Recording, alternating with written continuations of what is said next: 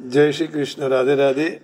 आज का मेरा विषय है बुद्धि की गति किसके पर निर्भर है। तो मन की दिशा के पर बुद्धि की गति निर्भर है। अब मन किस तरह आप ले जा रहे हो। यदि भगवान की तरह ले जा रहे हो तो वो बुद्धि भगवान में लग जाएगी। तो आगे के एपिसोड में मैंने यही कहा कि मन भगवान को दे दो, भगवान इसलिए मन को मांग रहे हैं। देखिए गीता जी में इसके बारे में भगवान क्या कहते हैं। अध्याय 2 है और श्लोक 67। इंद्रियाणम हि चरताम यन्मनोनुविधीयते तदस्य हरति प्रज्ञाम वायुर्नावमिवंभसि। इंद्रियाणाम हि चरताम यन्मनोनुविधीयते तदस्य हरति प्रज्ञाम वायुर्नावमिवंभसि।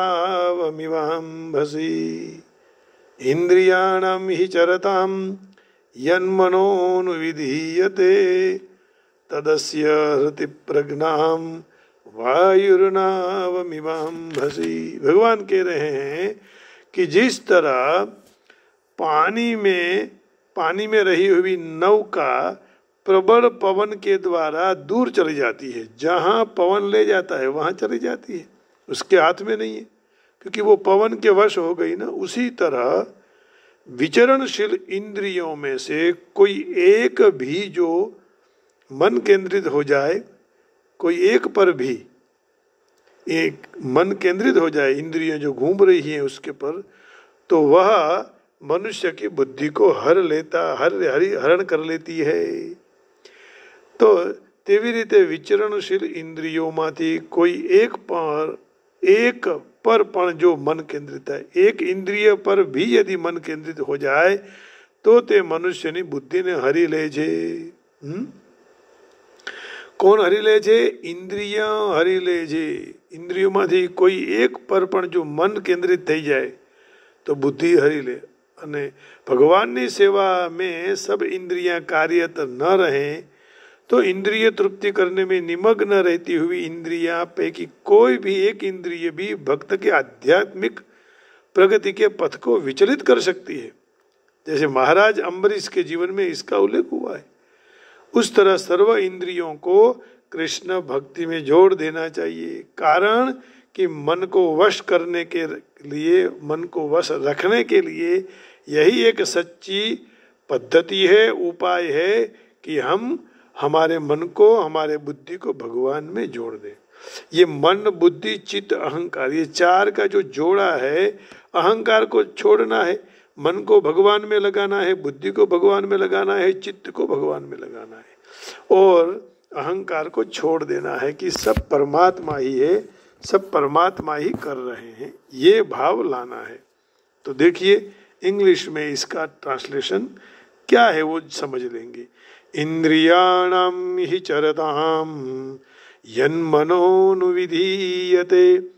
तदस्य हरति Pragyam वायुर्नावमिवंभसि। As the wind carries away a boat upon the waters, even so of the senses moving among senses objects, the one to which the mind is attached takes away his discriminations। तो इससे बचना है, धीरे धीरे अपने में लगाना है ना। तो मन जो है वो इंद्रियों को वश, समूह को वश कर सकता है, इंद्रियों के समूह को। लेकिन आपकी मन की दिशा के निर्भर है बुद्धि की गति। मन कहाँ जा रहा है, मन भगवान को दे दिया। मन हो तो माड़वे जो है, गुजराती में कहते हैं ना। ऐसे strong wind sweeps away A boat on the water, even one of the roaming senses on which the mind focuses can carry away a man's intelligence है। तो इस तरह हमें यदि हमारी बुद्धि की गति जो है वह मन की दिशा पर है तो मन को यदि भगवान में लगा देंगे तो बुद्धि भी अपने आप भगवान में लग जाएगी। बुद्धि कर्मानुसारिणी, ऐसा कर्म कीजिए, भगवान का अर्चना, पूजा, सेवा, लोगों की सेवा, समाज की सेवा, बैठे बैठे कुछ ना कुछ करते रहिए। इससे क्या होगा कि हमारा मन इंद्रियों को वश कर लेगा, वही इंद्रियां वश हो जाने के बाद बुद्धि भी भगवान में बैठ जाएगी।